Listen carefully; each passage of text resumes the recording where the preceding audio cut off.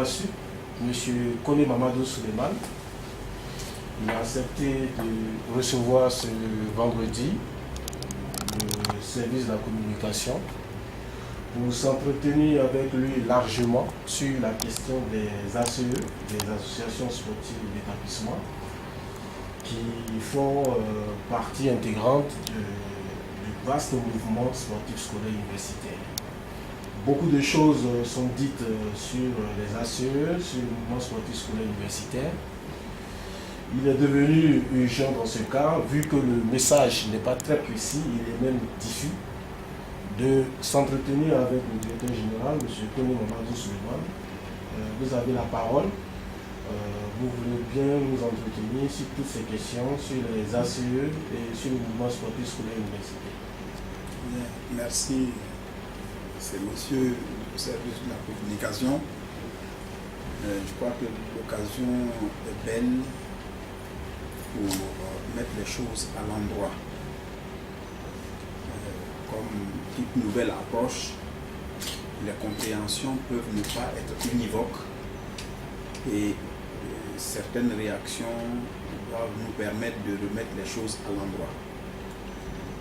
Les associations sportives, base du mouvement sportif scolaire et universitaire, répondent aux besoins de structuration de mouvements sportifs conformément aux textes qui existent. Le premier texte qui en parle, c'est le décret de 1962 qui crée l'Office ivoirien des sports scolaires et universitaires. Et cette notion d'association sportive d'établissement est renforcée dans le cadre du décret de 1998 qui porte organisation du sport scolaire et universitaire et qui dit que les arrêtés interministériels doivent déterminer les modalités d'organisation et de fonctionnement de ces associations sportives. Alors, qu'est-ce que c'est que l'association sportive d'établissement? C'est une association de droit commun. Il faut comprendre qu'une association qui tire sa légalité du décret de la loi relative aux associations, donc qui donne les modalités de fonctionnement de toutes les associations. Mais ici, comme nous allons nous trouver dans un environnement qui est délicat, qui est réglementé, qui est dans le cadre d'une autre loi, alors l'organisation de l'association dans ce milieu va être subordonnée à l'ensemble des textes applicables. Donc l'association sportive d'établissement est une association dont le président est connu à l'avance, c'est le chef d'établissement. C'est le premier membre de l'association qui est désigné déjà au terme des arrêtés interministériels. Et donc qui va se constituer grosso modo comme une association avec des vice-présidents, avec un secrétaire général, éventuellement un secrétaire général adjoint, un trésorier, des commissions, une direction, enfin, j'allais dire technique, voilà, qui est chargée de l'animation sportive de l'établissement. Donc, l'association sportive d'établissement est la structure qui détermine le projet sportif de l'établissement, qui l'anime au bénéfice de l'établissement, au bénéfice de l'animation de l'établissement pour mettre à la disposition de tous les tempéraments, de tous les élèves, quel que soit leur goût, de pouvoir participer à tout ce qui est sportif dans l'établissement. Et de mettre en place les modalités de sélection pour pouvoir participer aux compétitions inter-établissements. Donc c'est 2013 a vu l'avènement de ces arrêtés interministériels avec l'arrivée du ministre Alain Leboyon Ainsi, l'association sportive est créée. Les textes des fédérations sont en place. Les textes de la confédération, c'est-à-dire les structures prévues dans le cadre du décret dont j'ai parlé de 98, ces textes-là sont prévus et qui décrivent ce environnement. Mais comme l'association sportive est la base de ce mouvement et que immédiatement on doit pouvoir arriver à la mise en place de ces structures, il faut que l'association sportive soit créée rapidement. Bon, la compréhension n'est pas univoque parce que d'aucuns croient que la mise en place des associations sportives et du mouvement sportif est l'arrêt de mort de l'Office ivoirien des sports scolaires. Alors que dans le même moment, il y a un décret qui restructure l'OASU en précisant les missions. C'est une mission d'encadrement, c'est une mission de supervision, c'est une mission d'accompagnement. Qui dit supervision, ça veut dire la formation, l'aide, le contrôle, l'évaluation, l'orientation, la réorientation de tout ce qui concerne ces activités. Alors, il s'est trouvé certains chefs d'établissement ou de circonscription qui ont demandé déjà à nos délégués, ah non, au contraire, ils doivent faire en sorte à le mettre en bonne position dans le système puisque c'est lui qui va remonter à l'OASU les besoins. C'est un régisseur à leur disposition. Avant, j'ai dit, et ça n'a pas été très bien rendu, c'est que c'est lui, le délégué, qui avait la programmation, qui avait l'évaluation, qui avait la promotion de tout ce qui était activité sportive dans sa circonscription.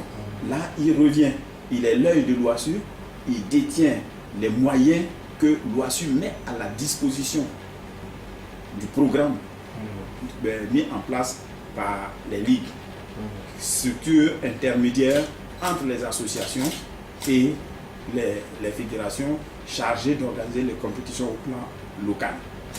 Voilà. Donc, on a intérêt rapidement, puisque de la qualité de l'évaluation et l'expression des besoins revient aux délégués OASU. Étant donné la gestion des moyens de l'OASU, les délégués sont des régisseurs. Il y a même certains qui ont payé leur caution. Voilà, c'est ce qui les rend aptes, en vertu de ce qu'ils sont délégués à détenir des fonds de l'OASU. Donc rapidement, je crois que les ligues, l'organisation de l'ensemble des associations sportives a intérêt à s'approcher de lui, à l'appeler, à l'intégrer, à travailler très proche de lui, que nous soyons à l'aise. Voilà ce que je peux dire en ce premier temps. Mais il est question d'un décret que M. le ministre a fait parvenir au préfet pour que les ACE soient rapidement mises en place avant fin octobre. En fait, c'est une lettre circulaire qui a été adressée à mesdames et messieurs les préfets de région et de département. Pourquoi? Parce que ces derniers sont les coordonnateurs de l'ensemble des services de l'État dans une circonscription administrative donnée. Donc c'est le patron de l'ensemble des directeurs régionaux. Et puisque plusieurs directeurs régionaux sont impliqués dans cette gestion, alors il va de soi que celui qui est le mieux placé pour faire cette coordination, ce sont les préfets. C'est la première raison.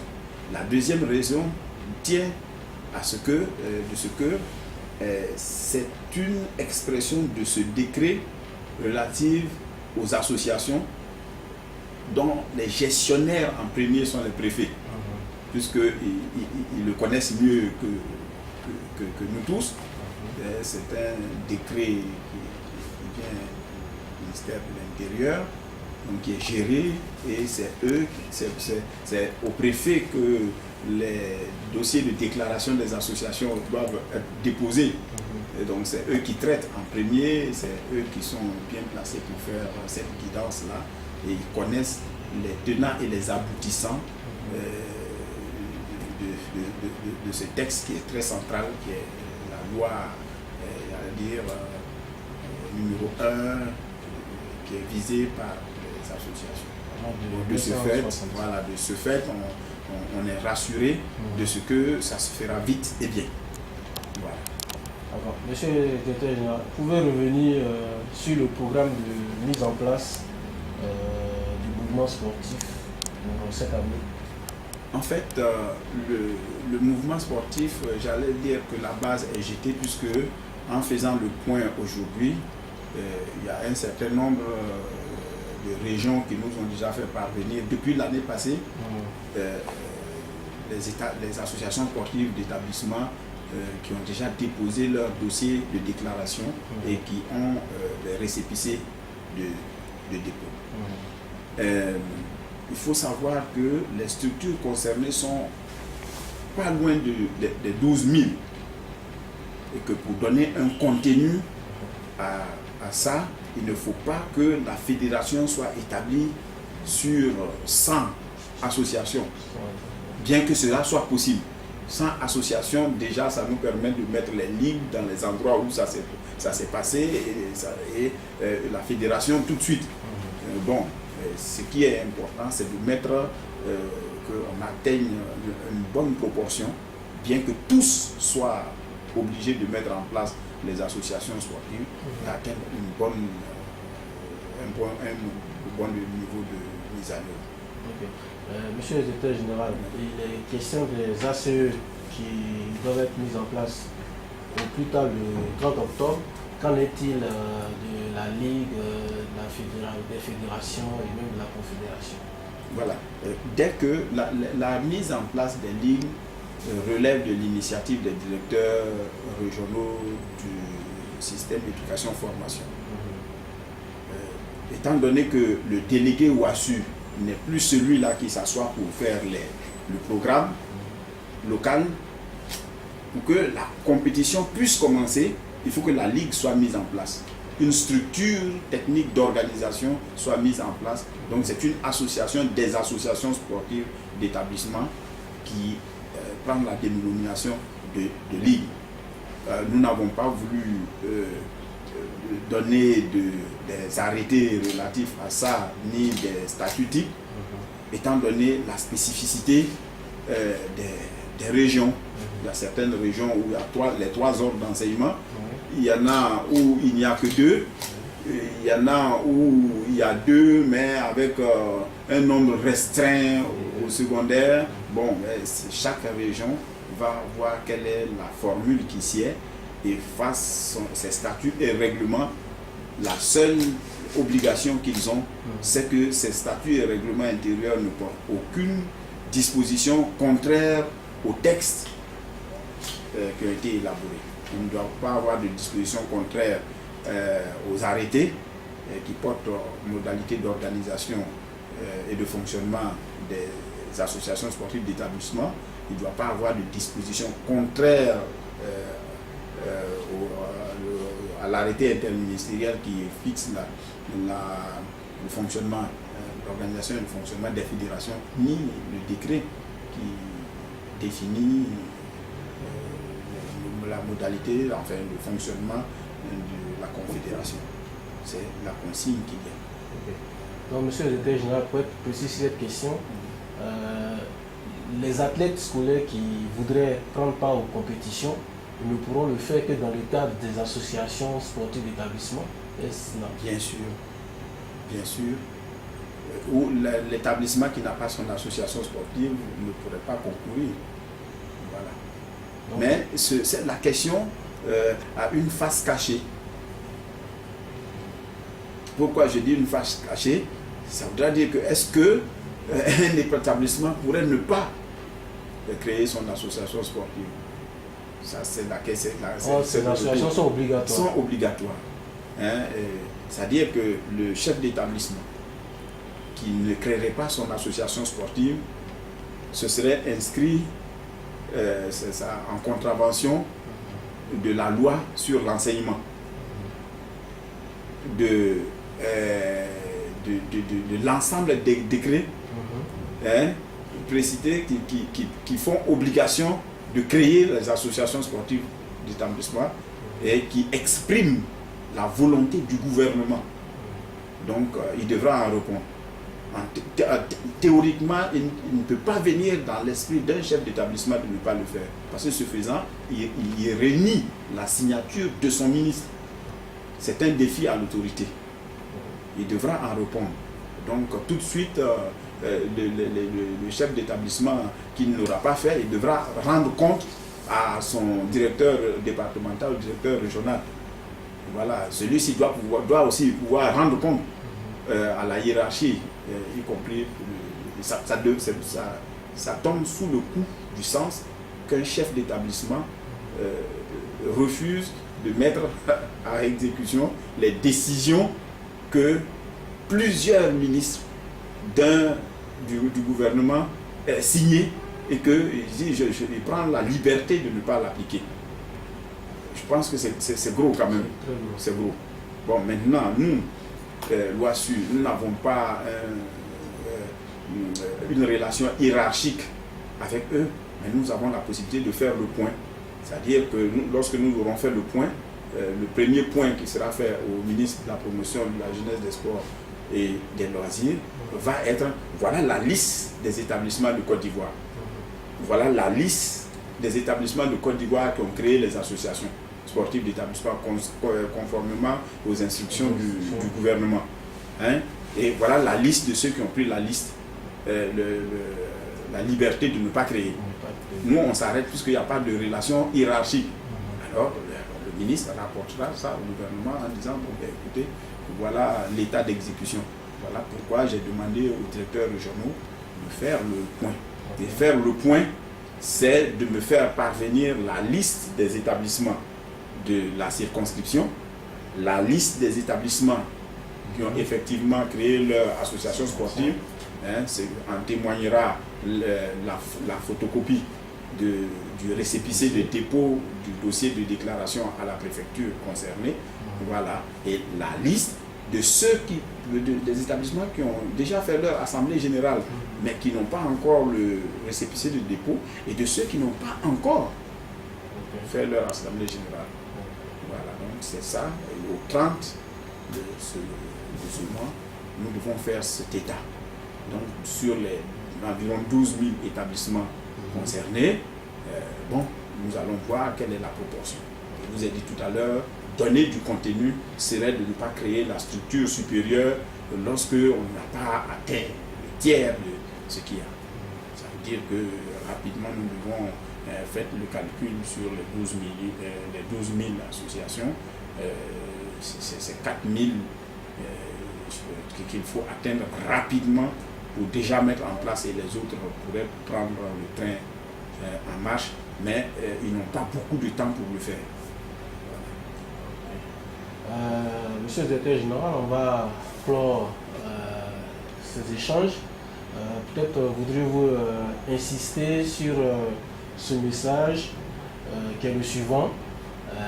Les associations sportives d'établissement et tout le mouvement sportif scolaire et universitaire qui est en train de se mettre en place ne vient pas se substituer à l'OASU, c'est cela? Bien sûr. Nous avons fait une mission en France dans le cadre de l'UNSS. L'UNSS n'est autre que l'OASU et les fédérations dans la même structure. Parce qu'il y a un directeur national à l'UNSS, un adjoint, un directeur de cabinet, un chef de cabinet, des chefs de département, des directions régionales. Donc ce n'est ni plus qu'une administration publique. Mais dans la même structure, on a les élus. Ce qui est en fait une fédération particulière, mais une fédération tout de même, mais une administration particulière avec ça, donc pour bénéficier des appuis publics. Donc nous sommes dans ce même, et la spécificité ivoirienne, c'est d'établir des liens, d'établir des passerelles, d'établir des relations de fonctionnement. C'est de définir un cadre logique de fonctionnement de deux structures qui sont placées en face. Parce que ce soit dans l'environnement, le milieu scolaire et universitaire, comme le civil, on a toujours cette bipolarisation des choses. Là, le mouvement sportif public et le mouvement sportif privé.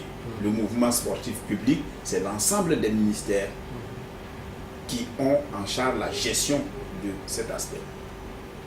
Et le mouvement public sportif privé, c'est l'ensemble des associations sportives qui se réclament de la loi de 1960. C'est les ligues sont les fédérations, c'est la confédération. Donc, c'est-à-dire, si l'OASU n'existe pas, il n'existait pas, il fallait le recréer pour avoir cette bipolarisation d'un mouvement sportif quel qu'il est. Voilà, quel qu'il soit. Donc, je pense que ce n'est pas ça.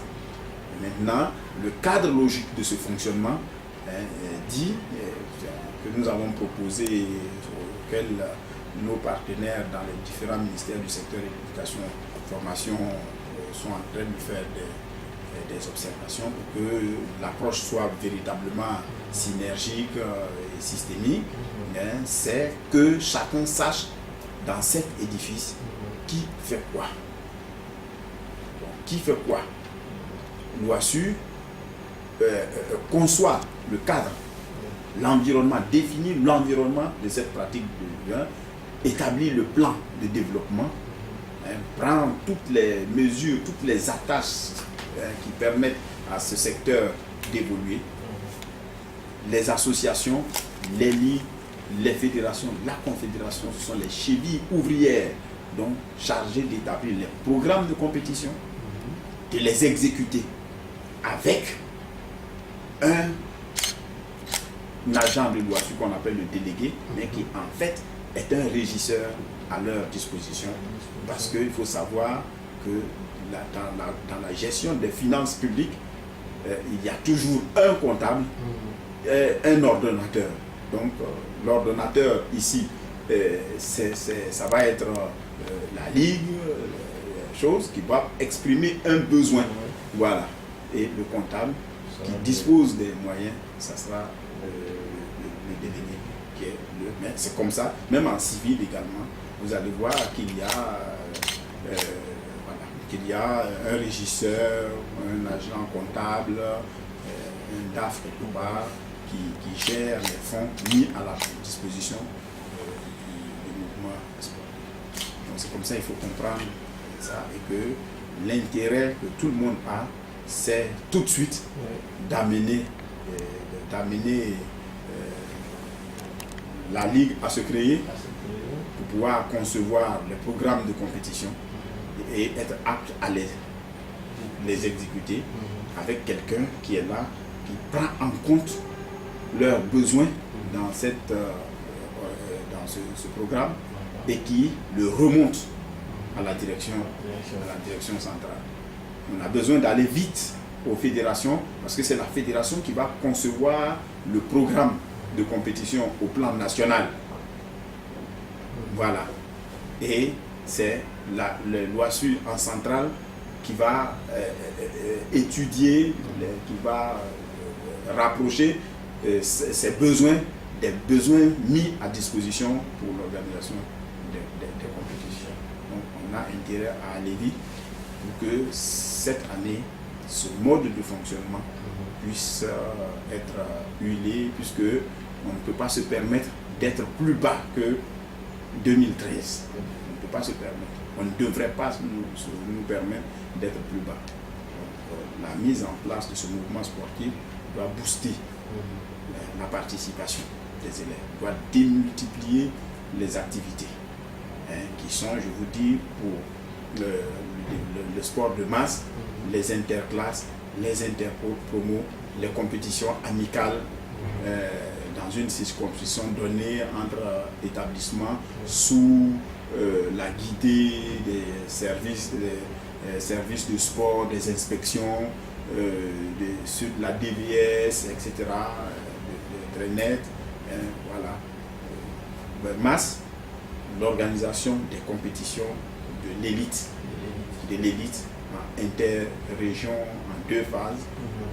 Voilà, puisque c'est aussi une spécificité ivoirienne par rapport à la France, c'est-à-dire faire de l'OASU le creuset du sport national, c'est-à-dire démocratiser, massifier, diversifier pour le plus grand nombre, mais avec le souci de pouvoir détecter, préparer, former une élite qui permettrait de renforcer, d'améliorer les indices de la pratique sportive de haut niveau au plan international, représenter dignement la Côte d'Ivoire dans les compétitions scolaires et universitaires, et puis participer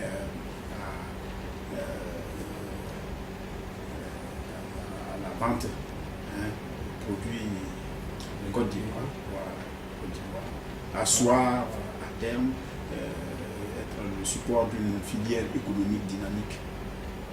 C'est ça, c'est important. Merci, monsieur le directeur général. Merci à vous.